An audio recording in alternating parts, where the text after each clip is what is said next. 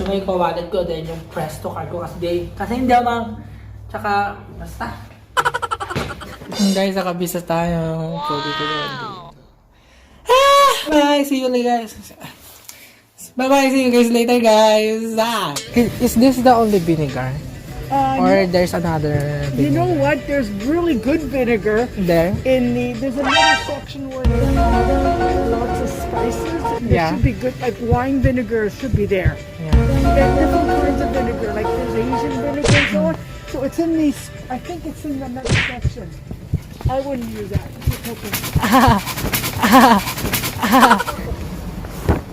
English ako dun. Hello, Hector. Saan yung baril ko? Mambubok talaga. Pag ako talaga mag-isa, tataranta ako. Kuya, Pilipino ka po? Opo. Asan daw po yung yung dato puti na may celis daw po? Celis, pangalan. So, vinegar daw po. Dato puti na may celis daw po sa loob. Oh, yung sili. Check on number 11. Thank you po.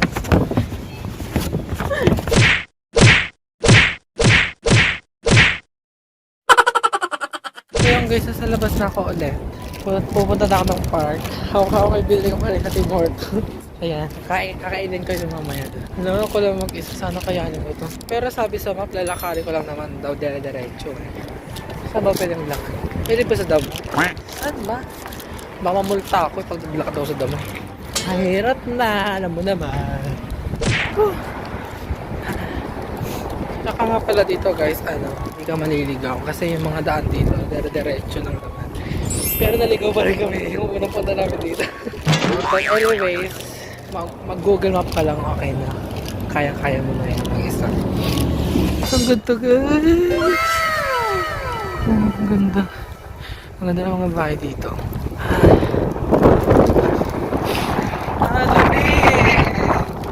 Ang katao-tao ako lang katabalo dito. Tapos akong may stress sa groceries. Ngayon pupunta tayo. Bye! Sana maganda doon kasi nakikita ko sa may map. May maganda naman doon eh. Ano ba yung paakit pa to? Maganda rin bahay dito. Ganda guys. Papakita ko sa inyo.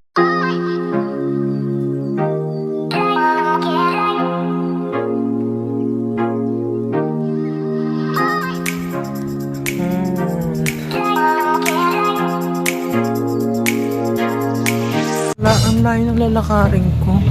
Ala, bisis. Wala akong dalang tubig. Bahala, no. Wala akong dalang tubig. Ano ba yan? Kwento ko sa inyo guys kanina. Yung pasa ko ng resume. Puti na lang. Pilipino yung mga crew doon. Sabi ko, lagi ko tiyatanong kung Pilipino ko. Pilipino ka po. Yes! Yan ako agad kung Heinz sila, sabi niya. But for now, hindi pa. Pero pwede naman ipasa yung resume. Bahala na sila kung saan ng branch ata ko tatapon. Pero wag naman sana sa may Tim Hortons sa Alberta. Pero mag-aeroplano pa ako. Sana sa malapit lang sa bahay namin.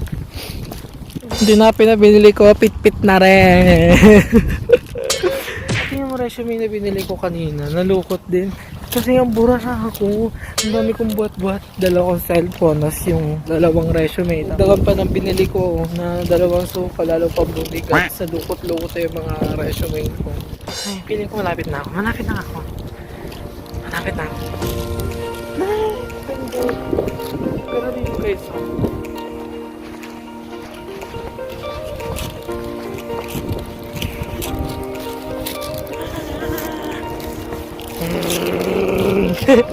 See you guys later! So guys, dito na ako guys! Di ating park! Wow! Ang ganda! Pakita ko sa inyo!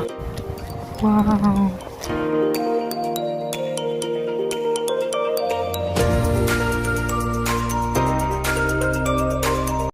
Upo lang ako dyan guys. Upo lang ako dito. Dito na ako upo. Ang ganda, Vincent. Huwag natutuwa ako. Dalang dog, guys. May miss ko tuloy aso ko. Oh, tahimik. Sarap.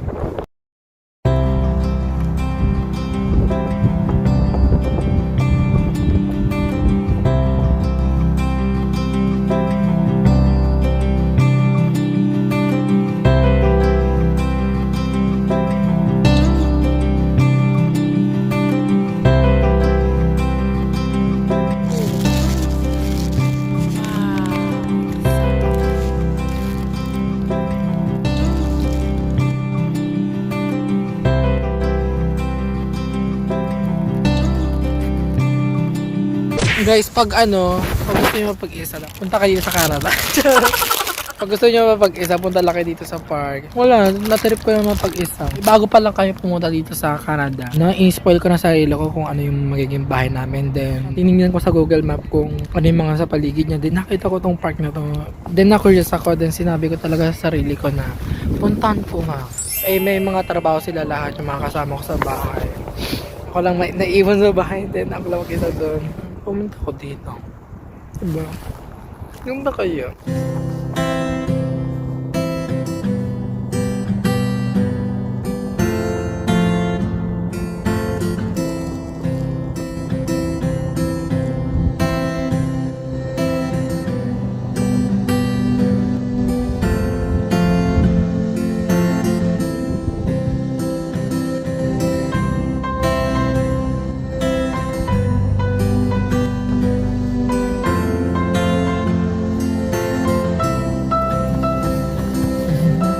Doon ko lang muna lagi kinakain ko.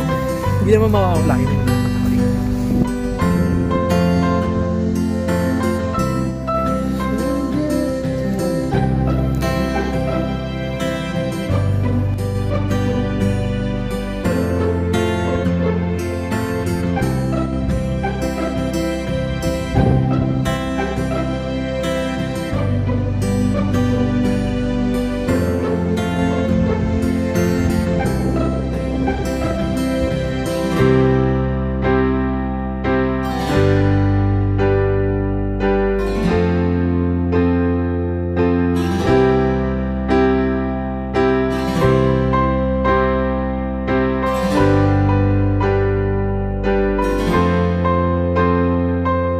Guys, ang ganda dito. Ina-enjoy ko.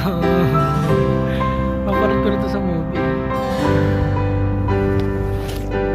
Guys, try natin itong libutin. Kaya guys, kung gusto nyo mapag-isa, punta kayo sa Canada. Pwede kayo mag-arkila ng bike. Pero pag sa Pilipinas, hindi na babalik yun. Hindi ko na ibabalik yan pag naragkila ko yun.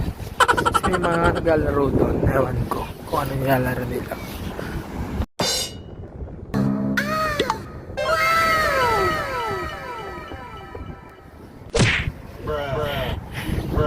Ay, sa mga puno dito. Ano kayong tawag sa puno na yan? Siguro pag sa atin lalayuan natin yan kasi sabihin nila may kapre. Buti hindi kinikita yung mga kapre dito. And guys, 2 weeks na kami dito sa Canada. And still, nag-a-adjust pa rin yung body clock namin. Lagi ko nakakatulog ng mga 12 or 1 a.m. dito. Pero paunti-unti nakaka-adjust naman na ako. Ako, nilalamig pa rin ako. Nilalamig pa rin ako masyado. Tapos sabi nila mainit na raw tong gantong temperature, mas malamig pa raw nakarang taon. Sabi ko, what? Ang lamig-lamig na nga, ang sakit-sakit na nga sa kamay.